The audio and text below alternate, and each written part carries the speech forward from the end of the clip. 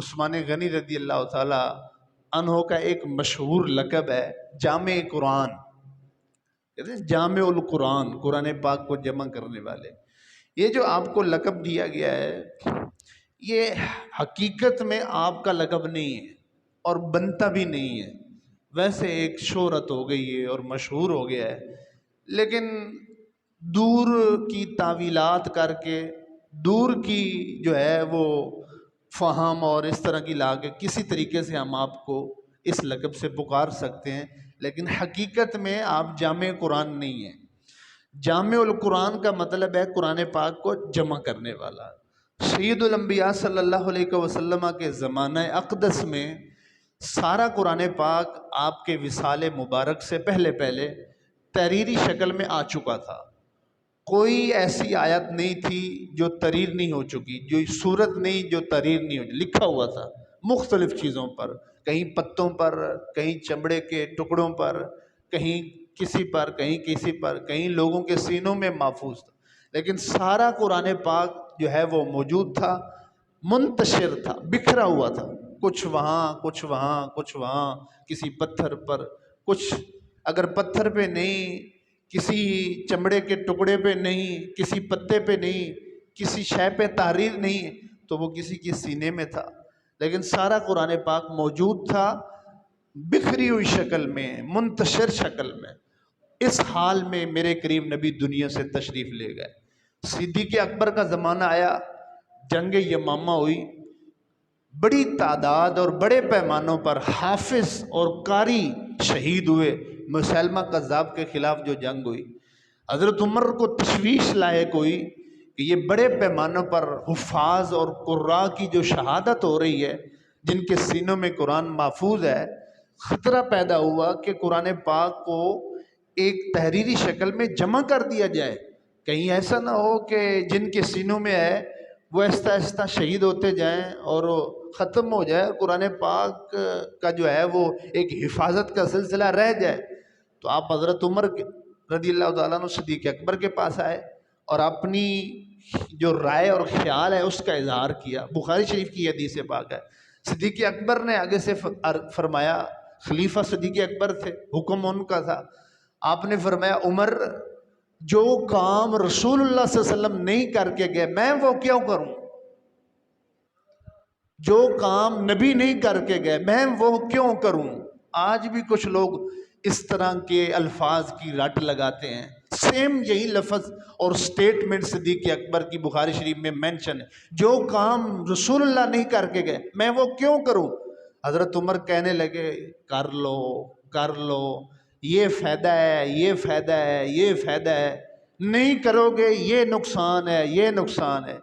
میرے نبی کا ایک تربیت یافتہ صحابی کہہ رہا ہے میں وہ کیوں کروں جو حضور نہیں کر کے گئے، اور ایک کہہ رہا ہے کر لو۔ آج کے مفتی کے نزدیک پتہ نہیں کون صحیح تھا کون غلط تھا، آج کے مفتی کے فتوے کے مطابق تو میرے خیال ہے عمر بدعتی ہو گئے اور مشرک ہو گئے نعوذ باللہ، اور وہ کام کا صدیق اکبر کو ترغیب دے رہے ہیں جو کام رسول اللہ نہیں کر کے گئے۔ کیسا اسلام ہے جو آج کی امت نے حاصل کیا ہے اور اس کا فہم حاصل کیا ہے اور اس کی سمجھ حاصل کی ہے۔ حضرت عمر رضی اللہ تعالیٰ عنہ بار بار یہ کہتے رہے، حتیٰ کہ صدیق اکبر خود بیان کرتے ہیں حضرت عمر بار بار مجھے کہتے رہے اور میں بار بار آگے سے کہتا رہا کہ میں وہ کیوں کروں جو رسول اللہ نہیں کر کے گئے، حتیٰ کہ اللہ نے، آپ نے کیا فرمایا صدیق اکبر نے، اللہ نے میرے دل میں وہ بات ڈال دی جو عمر کے دل میں ڈال دی گئی تھی، اور وہ اس پر متفق ہو گئے، کرنا چاہیے۔ سبحان اللہ۔ تو زید بن ثابت جو صحابہ میں سب سے زیادہ قرآن پاک کی آیات کے یاد رکھنے والے اور جاننے والے تھے، اور پورے قرآن میں کسی صحابی کا نام نہیں آیا سوائے حضرت زید رضی اللہ تعالیٰ عنہ کے سورۃ احزاب میں ان کا نام ہے۔ صدیق اکبر نے حضرت زید کی ڈیوٹی لگائی کہ آپ کی زیر نگرانی قرآن پاک کو جمع کیا جائے، پتے پہ ہے، چمڑے پہ ہے، پتھر پہ ہے، کسی کے سینے میں ہے، سارا اکٹھا کرو اور بڑی احتیاط کے ساتھ اس کو جمع کرنا ہے۔ زید بن ثابت نے صحابہ کے ساتھ مل کر صدیق اکبر کے آرڈر پر ان کی دور خلافت میں قرآن پاک کو تحریری شکل میں صورتوں کی ترتیب کے ساتھ، آیات کی ترتیب کے ساتھ جیسے ہمارے پاس موجود ہے، یہ صدیق اکبر کی خلافت میں جمع کر دیا گیا، دو گتوں کے درمیان ایک نسخے کی صورت میں۔ اصل میں، حقیقت میں جامع القرآن کا لقب سیدنا صدیق اکبر رضی اللہ تعالیٰ عنہ کا ہے۔ جب صدیق اکبر رضی اللہ تعالیٰ عنہ کا زمانہ گزر گیا، لوگوں کے پاس کتابی شکل میں قرآن پاک آ گیا، لیکن بولیوں میں، ریڈنگ میں، قرات میں اختلاف تھا، جسے کہتے ہیں سب عشرہ کا قاری۔ جو قریش تھے، عربی تو سارے تھے، لیکن لہجے مختلف تھے۔ اب دیکھیں پاکستان میں اردو بولی جاتی ہے، پنجابی بولی جاتی ہے، پنجاب میں پنجابی بولی جاتی ہے، لیکن ملتان کی پنجابی اور ہے،